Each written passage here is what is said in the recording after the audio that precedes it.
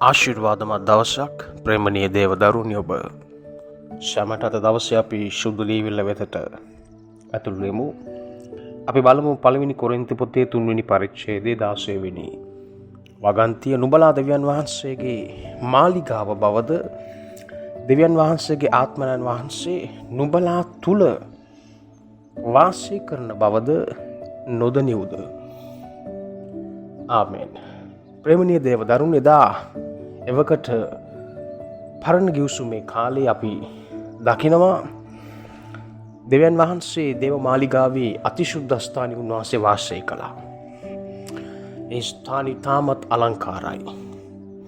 ඔබ පරණ ගිවිසුමේ ඒ පද ඔබ කියවලා මෙනෙහි කරලා බලන්න, උන්වහන්සේගේ මාලිගාව කොච්චර අලංකාරද කියලා. හාලෙලූයා. එම හැමෝට මේ දේව මාලිගාවට යන්න බෑ. යන්න අවසරය තිබ්බේ උත්තම පූජ්‍යකයාට විතරයි. හාලෙලූයා. අනිත් අයට හැකියාව තිබ්බා අතිශුද්ධස්ථානයේ, ශුද්ධස්ථානයේ සහ පිටත මළුව. මේ තුනෙන් ඒ පිටත මළුව කියන ස්ථානයේ තමයි මේ මිනිස්සු උන්වහන්සේව සම්මුඛුනේ. නමුත් උත්තම පූජ්‍යකයාට හැකියාව තිබ්බා අතිශුද්ධ ස්ථානයට යන්න. හාලෙලූයා. ඒ පූජාවන් රැගෙන යන්න. ඉතින් ප්‍රේමණීය දේව දරුවනි, අද උන්වහන්සේගේ මාලිගාව කවුද? ඔබත් මමත්. හාලෙලූයා. නුඹලා දෙවියන් වහන්සේගේ මාලිගාව බවද? ඔබ තමයි දෙවියන් වහන්සේගේ මාලිගාව. ඔබගේ හදවත, ඔබගේ ආත්මය තමයි දෙවියන් වහන්සේගේ මාලිගාව. හාලෙලූයා. දෙවියන් වහන්සේගේ ආත්මයන්න් වහන්සේ වෙනවද? අද සුදාත්මයන් වහන්සේ කොයිද ඉන්නේ? ඔබ තුල, ඔබගේ ආත්මය තුල උන්වහන්සේ සිටිනවා. මොකද ඔබ තමයි උන්වහන්සේගේ මාලිගාව. හාලෙලූයා. නුඹලා තුල වාසය කරන බවද නොදනිවුද? හාලෙලූයා. අද ගොඩක් කිතුණු දන්නේ නැහැ, උන්ට වැටහීමක් නැහැ, අවබෝධයක් නැහැ දෙවියන් වහන්සේගේ ආත්මය Taman තුල වාසය කරනවා කියලා. හාලෙලූයා. හාලෙලූයා. මොකක් ඔබ කල්පනා කරලා බලන්න, උන්වහන්සේ ඔබ තුල ඉන්නවා නම් ඔබ කවුද? හාලෙලූයා. අපි උන්වහන්සේව දරාගෙන යන අය. උන්වහන්සේ ඔබ තුල ඉන්නවා නම් ඔබ සාමාන්‍ය කෙනෙක් වෙන්න බෑ. කවුද උන්වහන්සේ කියන්නේ? මේ මුළු විශ්වයම මැව්වා වූ, මව පාලනය කරන්නා වූ සර්ව බලධාරී ජීවමාන එකම දෙවියන් වහන්සේ අද ඔබ තුල සිටිනවා. හාලෙලූයා. ඔබ කවුද එහෙනම්? අද ඔබ දන්නේ ඔබ කවුද? ඔබ දෙවියන් වහන්සේගේ දරුවෙක් නම් ඔබ දැනගන්න ඕන ඔබ කවුද කියලා. හාලෙලූයා. ඔබ කවුද කියන එක ඔබ දැනගත්තොත් හැම මොහොතක්ම ඔබට හාලෙලූයා උන්වහන්සේ ඔබව උන්වහන්සේගේ මාලිගාව බවට පත් කරලා තිබෙනවා. උන්වහන්සේ ඔබව තෝරගෙන තිබෙනවා ඔබ තුල ජීවත් වෙන්න. හාලෙලූයා.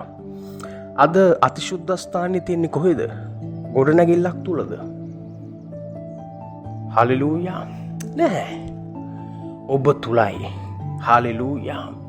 උන්වහන්සේ ඉන්නේ ඔබ තුලයි.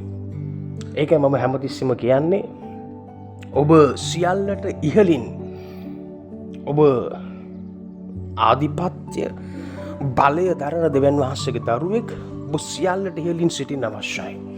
නමුත් අද බොහෝ වෙලාවට යක්ෂයා, සතුරා තාමත් කිතුණුවන්ට පාර දෙමින් සිටිනවා.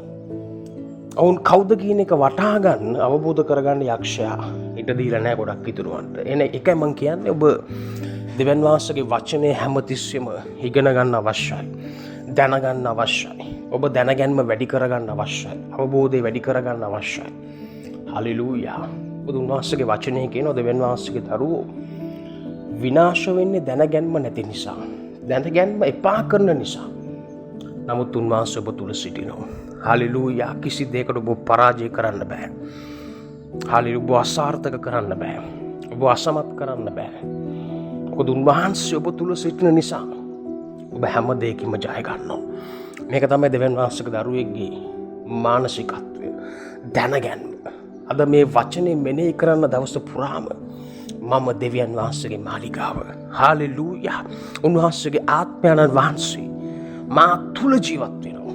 ඔබ මේ විදිහට මේක මෙනෙහි කරද්දී මේ වචනය, මේ ස්ක්‍රිප්ච් එක, මේ බයිබල් පදය ඔබ තුළ තිබෙන නිදන්ගත රෝග ස්වයංක්‍රීයව සුව වෙන්න යනවා.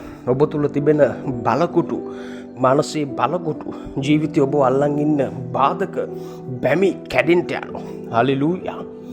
ඔබගේ ජීවිතේ බලවත් දේ උන්වහන්සේ කරන්ට යනවා. මේක තමයි රහස. අල්ලගන්න මේ වචනය.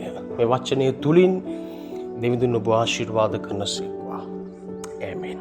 මම සභා පාලක දේවගති ප්‍රොපේත යොහන්ඩයස් ජේසුස්පිටයි.